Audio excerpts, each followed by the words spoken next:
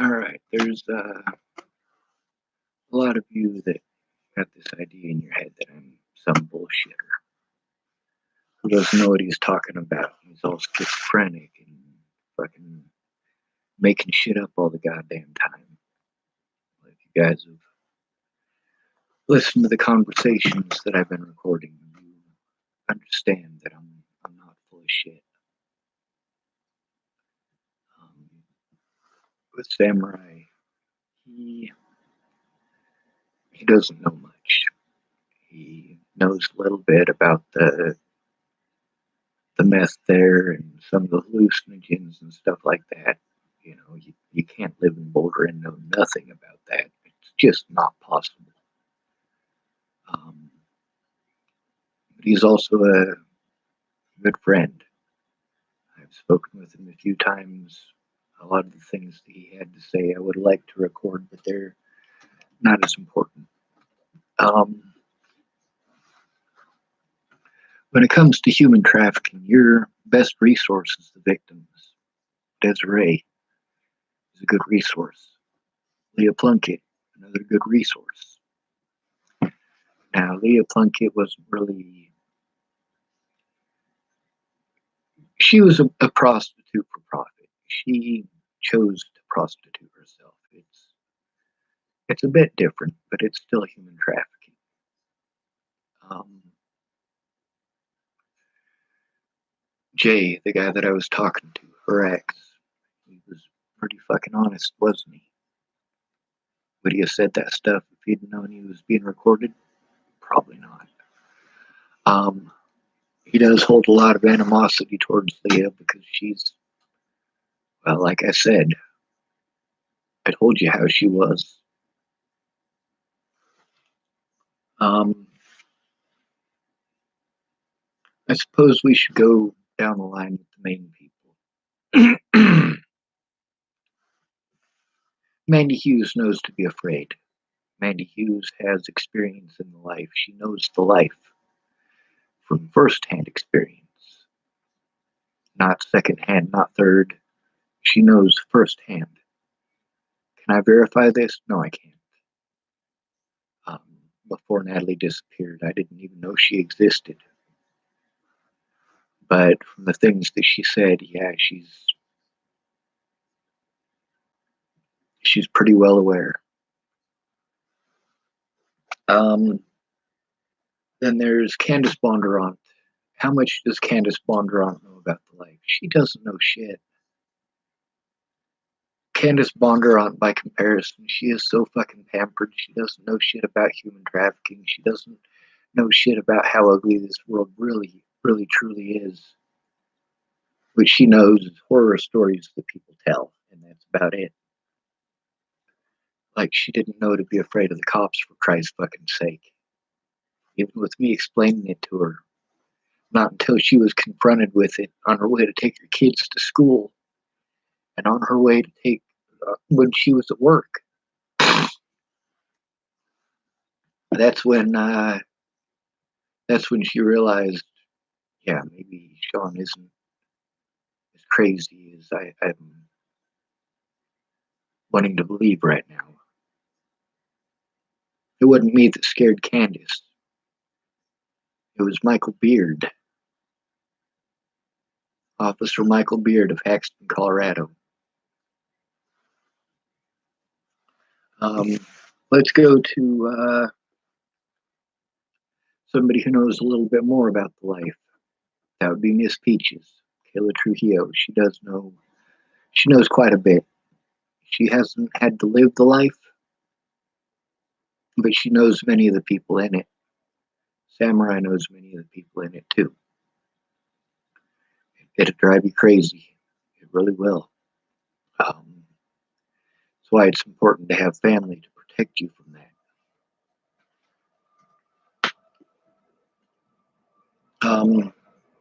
Train.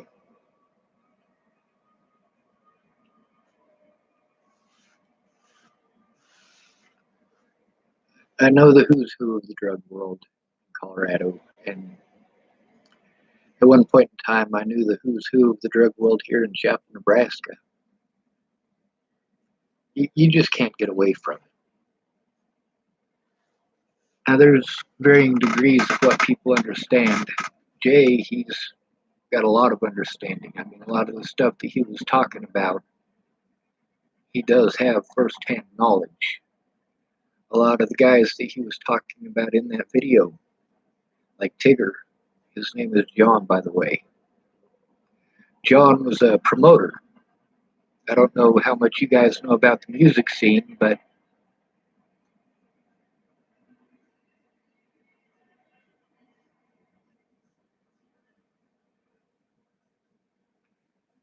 yeah, what's called a venue. A venue is like, let's say you want to go watch Dead and Company, or you want to go watch Lincoln Park or whatever. They're going to play in an arena. That's their venue. A promoter promotes club venues, small venues like raves.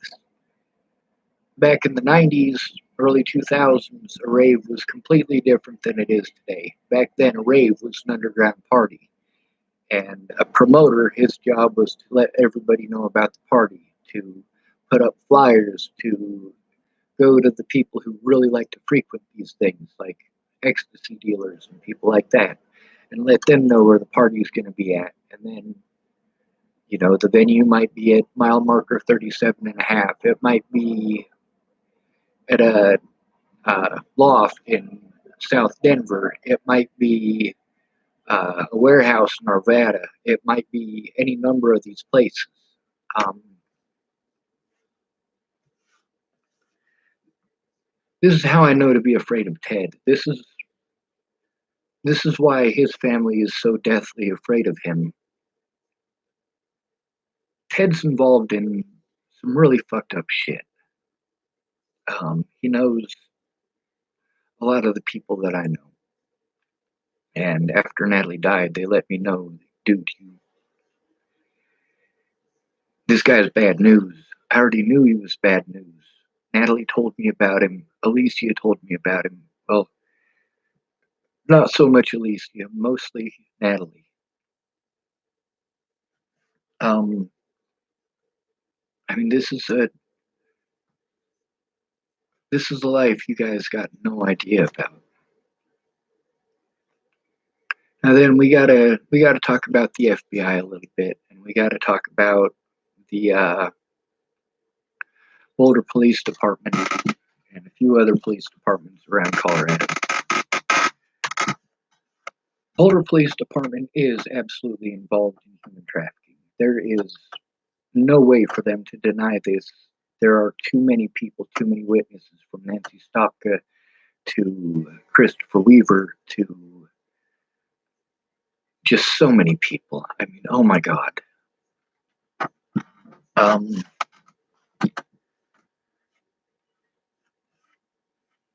so we'll start off there. The Boulder Police, their degree of understanding of what the fuck I'm talking about, most of their officers are involved. Most of their officers are involved in this scandal, this bullshit. Officer Trujillo, Officer Shepard, Officer Hardestein is dead. That would have been a good one to talk to who really wanted to do something about it. Officer Ramos, he's somebody who has been fighting this with us. He's got cancer now, and he's also got family. From what I hear, his daughter is an officer in Boulder as well. Um, the human trafficking that's going on in Colorado right now, the police are involved, judges are involved, public pretenders are involved, DAs are involved. I mean, it's deep, and you guys got no idea. Like, my mouth can put a lot of people in prison. Um, that's why when Natalie died, the Boulder Police Department wouldn't take a report from me. That's why they were ignoring the violence against me. That's why they pulled the bullshit that they did. Now, the bullshit that they pulled, that's completely different than the bullshit that was pulled here. I mean, yes, they pulled that bullshit all around the country, but they pulled that bullshit all around the country for different reasons. They're not covering up what the border police did. What they're doing is they're looking at a piece of paper or at their screen in their squad car and it says assault against a police officer. It doesn't register in their head whether or not that was a good or bad officer. It doesn't register in their head that that was Officer Waylon Molotai. I mean, there's people who don't know shit about this who I was trying to inform about it, like Darren O'Connor. Just before Natalie died, I was in contact with Darren O'Connor trying to get a case going because of this. Um, it wasn't just Nancy Stopka who had that shit going on. It wasn't just Ogre who had that stuff going on. It wasn't just Mariah Johnson who had that stuff going on. I mean, they've stolen a lot of people's kids. I mean, when I first started enduring the abuse was in Boulder County in, I want to say, 1986. That's where it started for me. And I know that there are people who are older who also had to go through this. And here it is, 2020, and this stuff is still going on. It's going on even worse. And we've got electronic stuff that allows us to be able to film these people, to show these things. We've got body cameras that can help to prevent these officers from taking part in this shit. But people got to get involved. They got to say, hey, I care. Boulder Police Department, they were hell bent on trying to cover up their own wrongdoing. But it's a lot worse wrongdoing than what they got going on here in Chapel, Nebraska. In Chapel, Nebraska, the cops just didn't want to do their jobs. That's as simple as it got. They just didn't want to do their jobs before Natalie died. And after Natalie died, they just wanted to cover up their own wrongdoing. Now, the sheriff here, Sheriff Scott DaCosta, is he involved in any human trafficking? Not to my knowledge. I mean, I didn't even know Scott DaCosta existed until I went in there to try to remake that report, to try to make that report about what had happened at my grandma's funeral, to try to get that information so that I could get a court date, so that I could show what the Bollinger family was up to. The thing is that by that point in time, his officers had done some wrong stuff, and they continued to do so. They just kept on digging their hole deeper and deeper, trying to cover for the wrongdoing of Cody Selhorst, trying to cover for the wrongdoing of Jordan Anderson. And I don't, for the life of me, I couldn't tell you who the officers were that I dealt with before that. I mean, I'd love to, but I had to focus on the stuff that happened at my grandma's funeral, and that's really what I need to focus on now, as far as that goes. Is that really put me at risk? That put Alicia Bollinger at risk. It put the whole Bollinger family at risk. Ted is a bad man. This is not a joke. Um, I mean, obviously, I was on the phone with Jayhawk for almost 2 hours. You get to hear a lot of that stuff. Now, there's parts of it where you don't understand the dialect. You can ask me. That stuff, eating children. We're not talking about boiling them and dipping them in barbecue sauce. You know, that's not what we're talking about. We're talking about eating their lives. Um, there's other terminology like eating your face or stealing your face. These are two different terminologies that have to do with dosing. That's acid, um, not boracic acid or muriatic acid, but LSD. Um, some people over here typing below. The cops here, they're not involved in that human trafficking there. In Cheyenne, there are very likely to be officers who are involved in it. Um, Along every major pikeway coming out of Denver, you're running into human trafficking. Um, it's not just the foster care system, it's not just the jails, it's also prostitution, it's child pornography, it's the stuff that gets you killed. um, what the police did to me in Boulder was to try to cover up their wrongdoing. The fact that I'd been speaking out about what they were doing for years. There was a lot of people who were smart right from the start. They disappeared. They were like, "Yeah, we're scared of this situation," and they knew to be scared of the situation. Candace had no fucking clue what she was stepping into. I do feel bad for her because of that. But at the same time, it's not just her family at risk. It's not just her and her girls at risk. And that's why I'm so pissed off at these people. Peaches, that's Kayla Trujillo. Her understanding of it all, she understands some of the family stuff. Um, when I talk about family, I'm talking about your real family. I'm not talking about rainbow family. I'll get into the rainbow family later on. Um,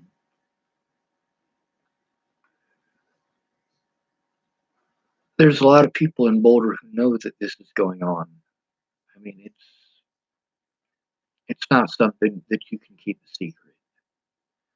With the police, everything that they're doing with Teresa Macelia and with Christy Kelly, I mean, that's standard procedure in Boulder, Colorado. That doesn't make national news. Did Teresa make national news? No, she didn't. Did Christy make national news? No, she didn't. She's trying to fight a case. We do need justice for all. You're right. Um, Sean, I don't mean to interrupt your spiel, but I just found your channel and have been watching some things, and I'm just overall confused on what is going on. Could you provide a quick summary? Um, yeah, we're talking about human trafficking. My friend Natalie Marie Bollinger was killed in December of 2017. The people that I was staying with at the time took full advantage of that to get away with ripping me off, stealing everything from me, something that they had a history of, and I didn't find out about that history until later.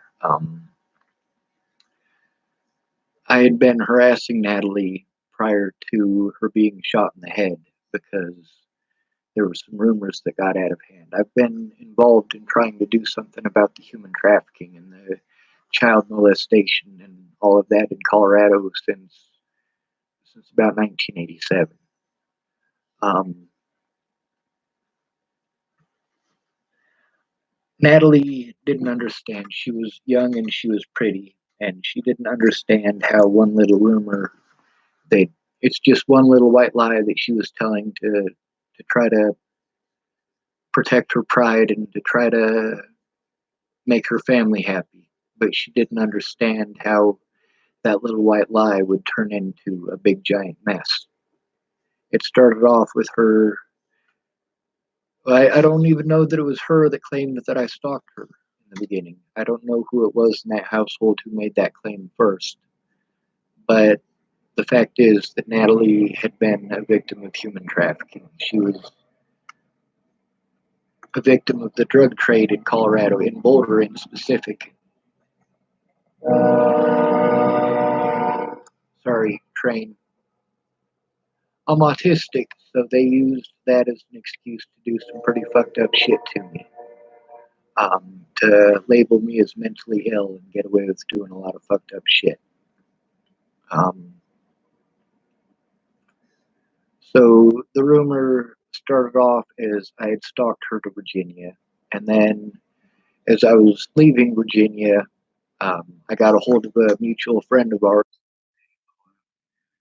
who is a lot more familiar with the the situation than she's ever going to let on to believe for other people, especially. She was a meth dealer in Boulder, Colorado. She got her methamphetamines from a guy who used to go by the name of, um, you're going to have to give me a minute for that. It's in one of my books. Irish. He went by Irish in Boulder. Um, but his real name is uh, Jeffrey, and I have his first and last name actually written down. Um, but her sister Alicia had told Maddie Boa that I threatened her and her family, which was not true. And Maddie went around spreading that rumor in Boulder, and I was no longer able to see my loved ones. I was no longer able to protect people or document the things that were going on with the police as far as these people went. I literally was keeping people safe from the police, and I was keeping them safe from child molesters and human traffickers. And the police did everything in their power to try to discredit me because they knew how much shit they'd be in if anybody listened to the words I had to say. Um, what had happened is those rumors, it started off as I stalked Natalie, and then it warped into I had threatened Natalie and her family. And at this point, I was already suicidal over it. Um, and when I got back to Boulder, I was having people assault me over it. And then the rumors just started fucking snowballing, you know? And pretty soon I've got people accusing me of being a child molester and a rapist. So even though I had blocked Natalie and her sister when I left Virginia because they were addicted to heroin and they were doing fucked up shit because of it. So over time, it just turned into a really fucked up situation.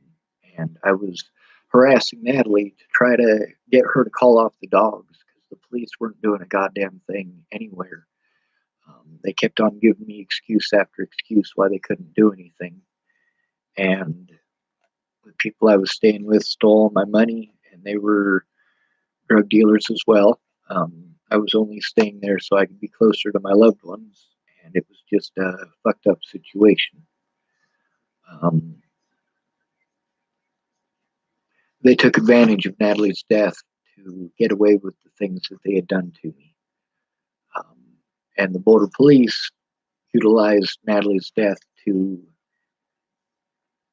try to discredit me because they knew that if the things that I'd been saying on my Facebook ever got out to a public that would actually listen, that there would be no end to the hell that they would have to pay. Um, Natalie, I let her know that she can either come forward with the truth or I'm going to retaliate. And I did. I retaliated by using an email that she had sent me in 2016 to expose her dad. And 2 weeks later, she got shot in the head. Um, Ken and Leah had stolen all of my money, so I couldn't come back here to Nebraska to my low income housing. I was basically stuck there, and I was being victimized quite a bit. But let's get back to who knows what. Um, After Natalie died, the police did a lot of fucked up shit, obviously. Sheriff Scott DaCosta wasn't aware, as far as I know, he wasn't aware of the situation until I walked into his office in the summer of 2018 and let him know about it. Um, we've got people like Jay who he knows a fucking shit ton. He really does.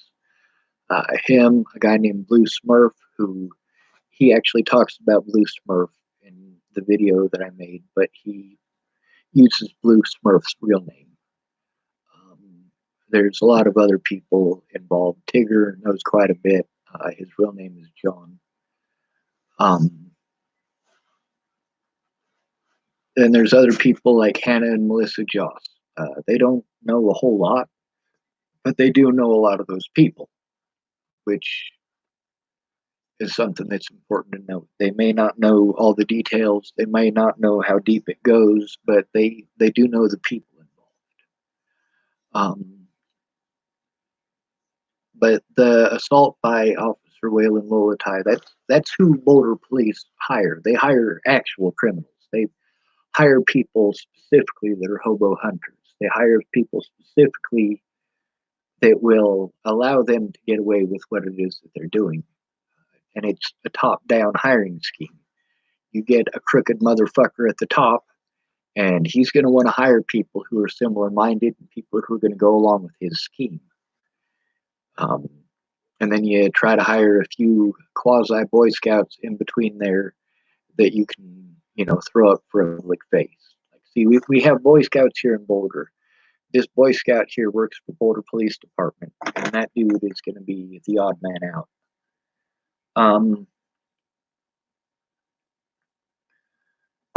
There's a lot of officers across the United States who did fucked up shit to me, but that's just because of my arrest record. When I was assaulted by Officer Waylon Lolatai, I was trying to make a report because Natalie disappeared, and then we found out that she was dead, and I was really trying to show what was going on with that. Um, Especially since she had gotten a protection order against me, and I didn't have the help that I needed in order to even go to that court date. Ken and Leah had stolen all of my money and a bunch of shit like that. But right now we're talking about the human trafficking, and that's a little more important. Um, it's not. I'm not trying to say that that's more important than Natalie. Natalie was my best friend for a reason. She was gonna try to help me expose this stuff. And after Virginia, instead of exposing it, I ended up getting victimized for it. Because of the being charged with assault against a police officer, police across the United States have been very hateful towards me. They have very much been on the hunt for me. I've even tried to get a hold of the FBI. Now, the thing is that Jay, the guy that I was talking to, he's pretty fucking honest. When he talks about an FBI agent and he talks about Officer Trujillo, these are honest stories. I mean, Officer Trujillo, his antics behind the maybe I should explain the landmarks for you. Um, there's Boulder High School, and at the time when I first started going there, there was Boulder High School, and within a block of there was a porno shop, a gun shop, and a liquor store. Liquor Mart, the largest liquor store in Boulder. Um, the porno store was called Pleasures, and they have something called an arcade. I got a aluminum pipe here. No, it's not crack. It's tobacco. I take these right here because I'm addicted to cigarettes, and it helps me to calm down, and it helps to get rid of the shakes. Um, when Jay was talking about people being killed, that's not a joke. That's seriously not a joke. Um, there were enforcers there, and our enforcers ran off the bad people. Um,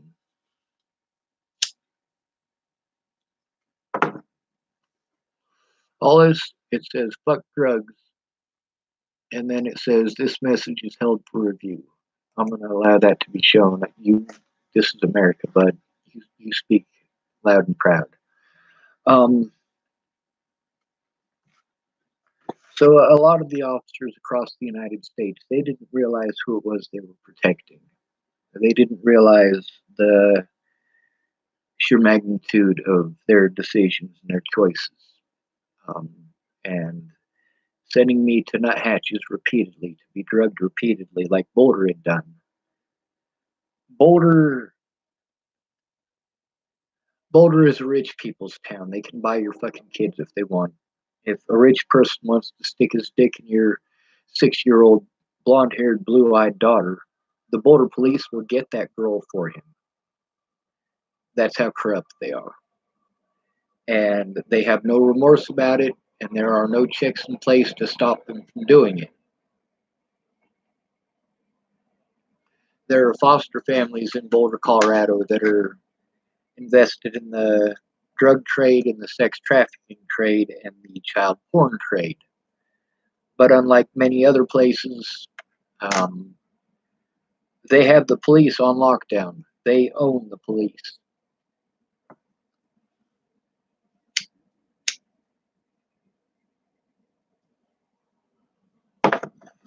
Candace doesn't understand why I'm so fucking pissed off at her. It's because there are actual lives at stake here. Um, like I said, I have zero chance in hell. I don't. Um, from what's been done to me, I literally had to break the law, and I am wholeheartedly willing to serve my time as long as I can take some of these son of a bitches down.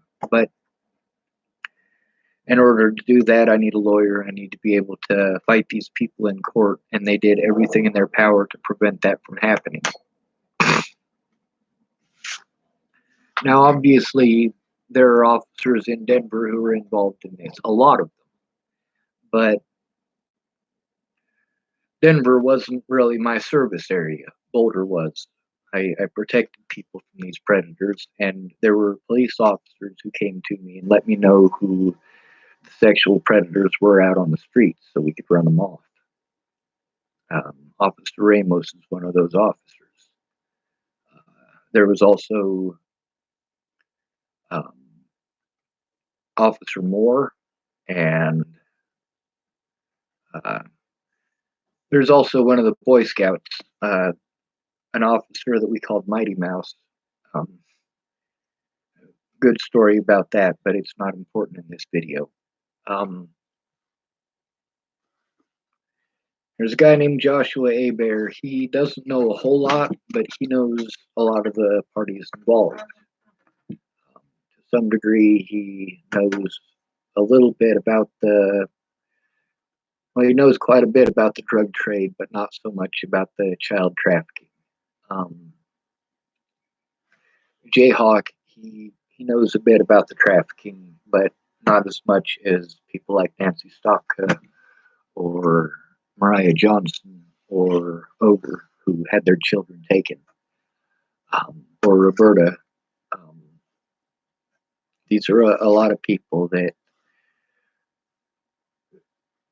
when they put your kid in that system, they're fucked. Um, then there's also people like Brianna. Brianna didn't really know a lot about Boulder, or how fucked up that is. But then there's Desiree Leonard, and Desiree knows so much. I mean, she might even be able to throw down the lowdown on the largest dealers there, which officers are involved, which judges are involved.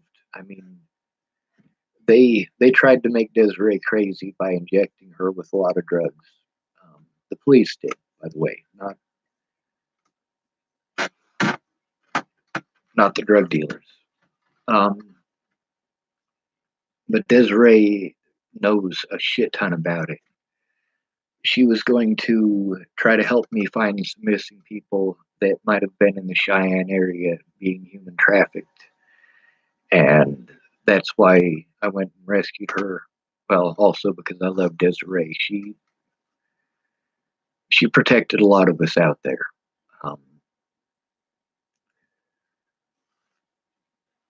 there's a lot of people that don't know jack shit. My dad doesn't know fuck all about the life. He doesn't know a goddamn thing. So trying to explain it to him, it's basically like trying to explain the Illuminati to him or alien conspiracies or shit like that. This isn't the Illuminati who's doing this. This is basic human greed and basic unchecked impulse from fucking people with sick heads, sick minds. These officers have protected officers who raped people, for Christ's fucking sake. Um,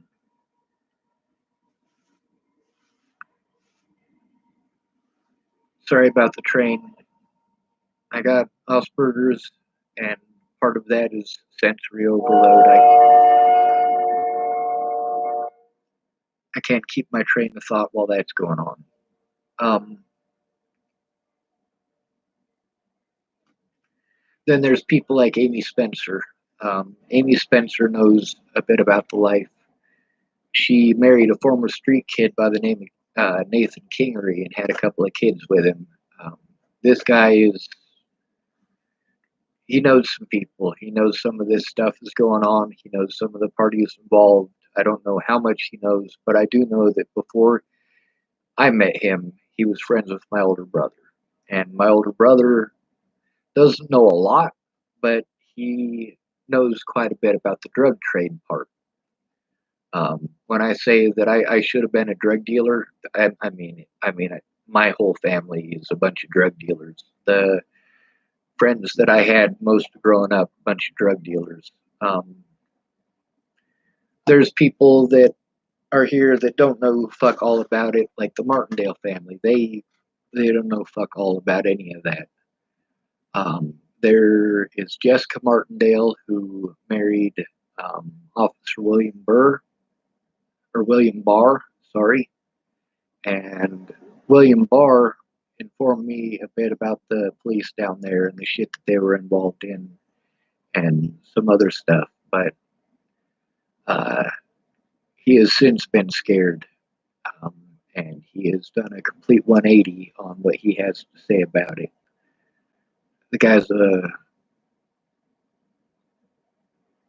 Well, he was a police officer who lost his job because he turned in another police officer for stalking a woman, actual stalking, not harassment. Um,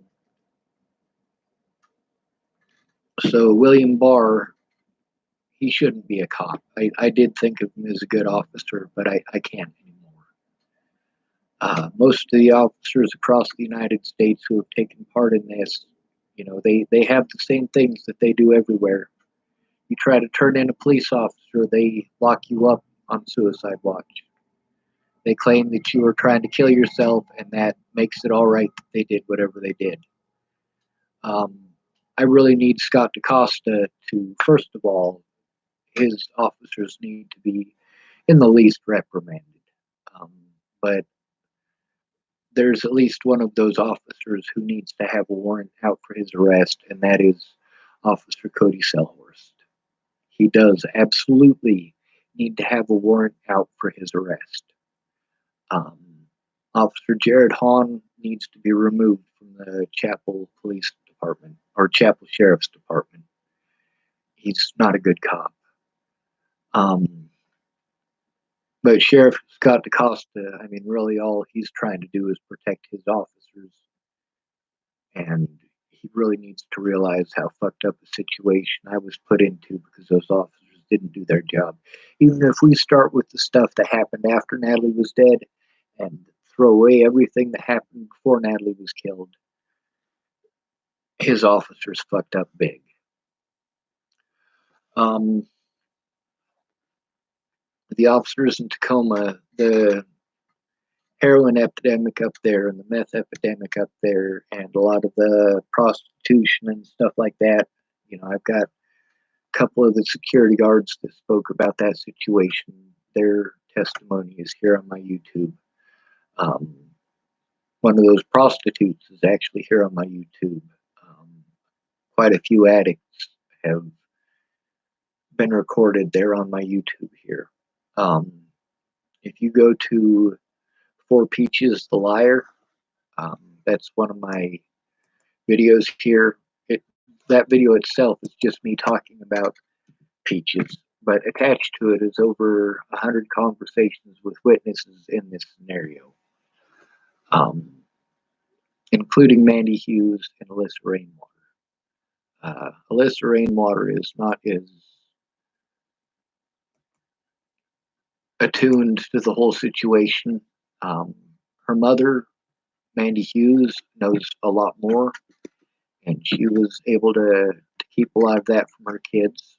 But in this situation, it's been far more important in the interest of saving lives and ending this human trafficking. Um,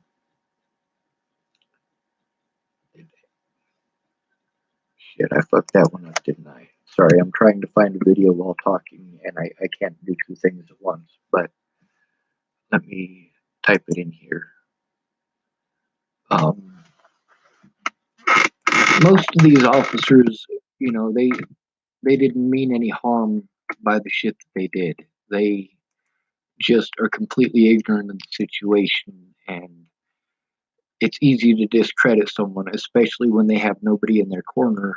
If you want to, just by sending them to a nuthatch claiming they were trying to kill themselves, um, it's just fucked up. Uh, I found it. For Peaches the Liar. Now, mind you, Miss Peaches is a wonderful person. I want to say that first and foremost. Uh, Mandy Hughes is a wonderful person. Um, Rayanne is a wonderful person too. There's a lot of people that I've had to deal with that because they don't understand, because they're fucking clueless, because they've never had to live it. I mean, it's difficult to explain to somebody who's never lived it how fucked up it is. Shannon Alvarado, she lives in a richy rich neighborhood in California. Um, so, like a lot of the things that I speak about, she's not going to have any clue about. She gets busy. The things that she has to say are more important, and that's just how it is. And she just never took the time to understand how fucked the situation it is. Um,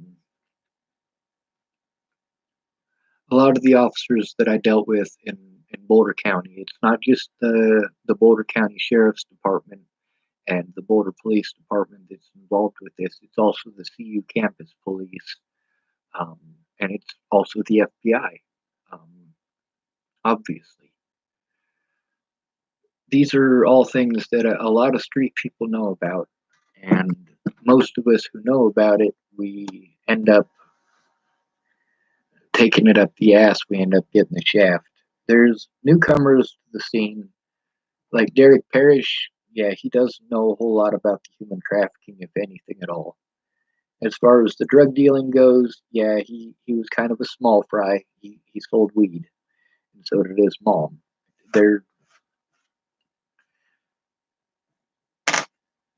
they're not major drug dealers. They're not drug kingpins like the media tried to make out when they got arrested. Um, they were just pot dealers. But then again, the police are involved in the drug trafficking there as well. And, you know, people see all these drugs. People who are Boulder locals, who are rich people, they see all these drugs and they're going, "Oh, well, we need the cops to do something about it." And the cops are involved in it. They're gonna do the same thing my little brother did. My little brother, when he got busted with a pack of Marlboro Reds, um, those were bought for him by a guy named Jeff Luckdehus, who is also his pot dealer and was also addicted to pills. And he died, but he left behind a wife and two boys. Um, but Michael didn't want to turn in his dealer, so he lied to the police at the request of my mother, by the way, who is also a drug addict. And Michael claims that I'm the one who gave him the cigarettes, which I fucking didn't. I did plead guilty to it though, because they said if I pled guilty to that and I pled guilty to procuring alcohol to a minor, that they would leave me alone. And by the way, I did not procure the alcohol for the minors. I still remember who it was, matter of fact. And the thing is, our stop sign got ran over. It got knocked over when I lived with Brandon Jepson. And when I went to go get the officer in town at the time was Officer Matt Bartles. And I went and talked to Matt Bartles, and it was pretty late at night. We were pretty sure that he wasn't going to show up until morning. And when I got back to the house, Chelsea and Bruns were already fucking drunk. It was a fucked up situation. But it's similar with the police. I mean, they don't want to turn in their best custies. You know, they get kickdowns from these guys who are making major quantities of money. Um, and these guys, these are drug dealers who have apartments and stuff like that. And they have people who go and visit them and pick up the drugs there. And then they bring it down to like Pearl Street or to the Board of Public Library and places like that and distribute. And the police aren't going to go after those people. Those people work for people that they have on the payroll. They're going to go after small fries like Janine Barrett and Derek Parrish.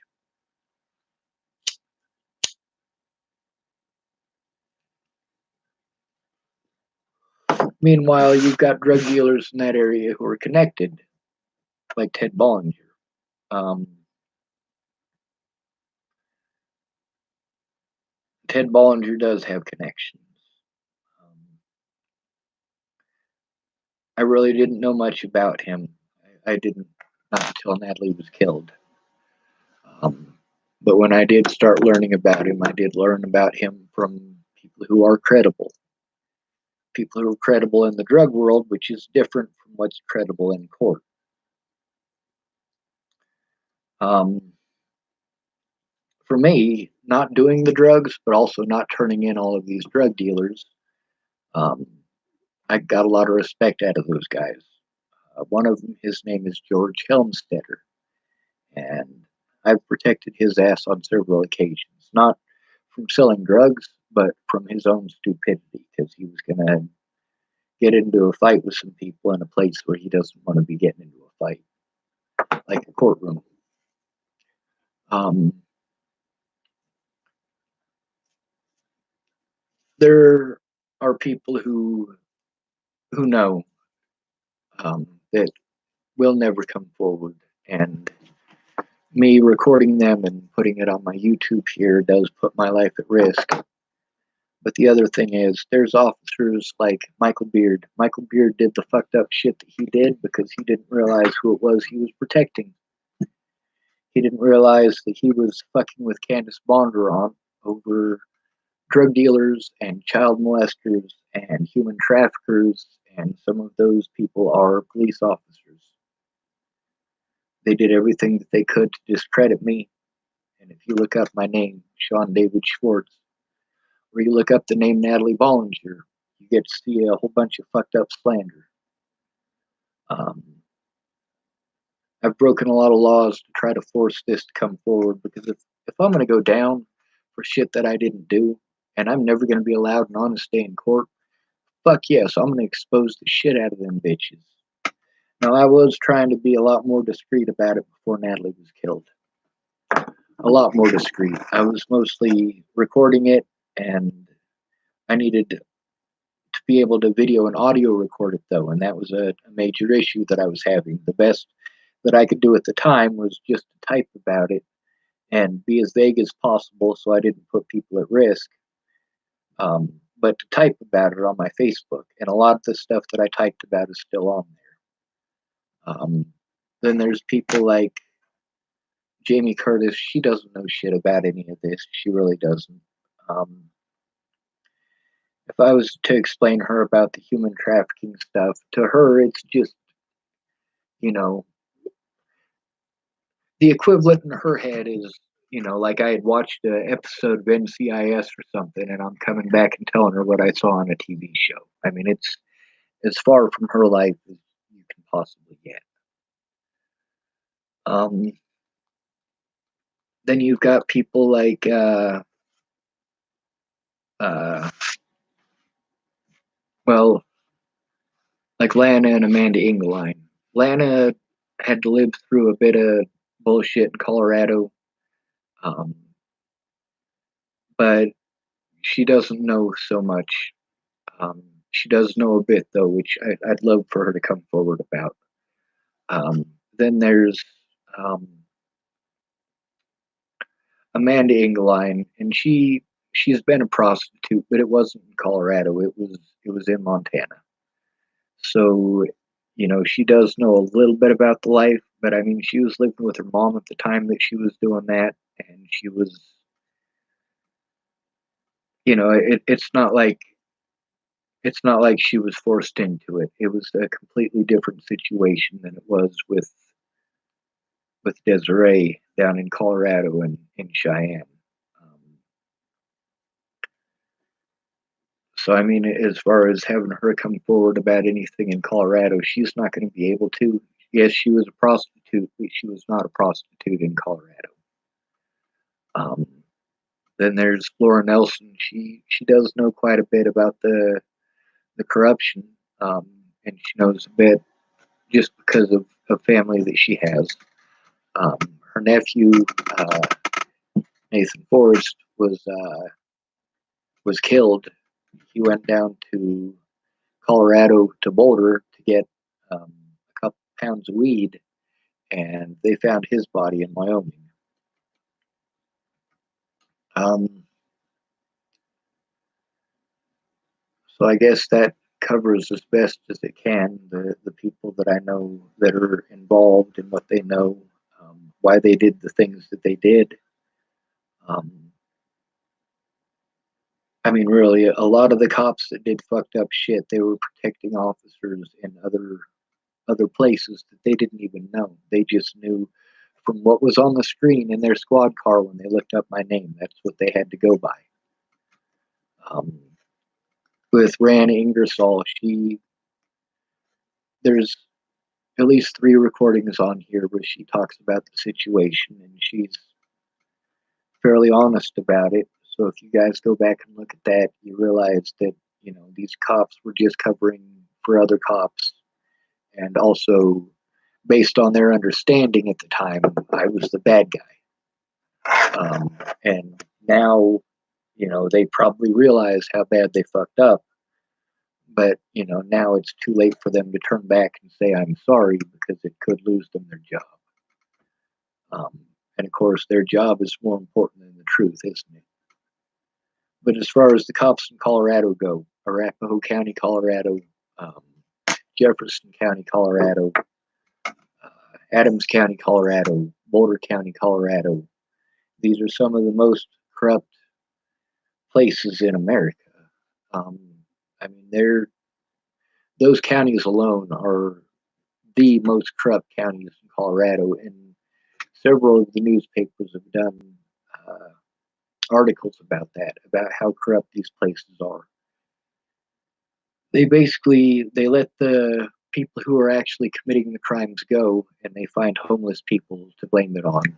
And as a result, the jails are always full of homeless people who never get an honest day in court. They're threatened, harassed, intimidated, and assaulted until they finally give in.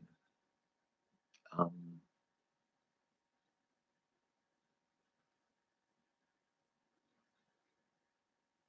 for a lot of these people, I had to let them go. I had to allow them their peace. I had to play the bad guy so that they wouldn't get too involved, so that their safety was ensured.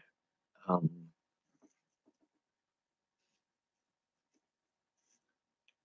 a lot of them, they just didn't know what the fuck they were getting into, and that's as simple as it was. I mean, like I said, Candace Bondurant was, expecting the way that she was speaking. She was expecting, if somebody like Ted Bollinger came through the door, she was going to shoot him between the eyes with a 45. But when it ended up being the police, that was something that you'd be scared too. I'm just going to lay that out there.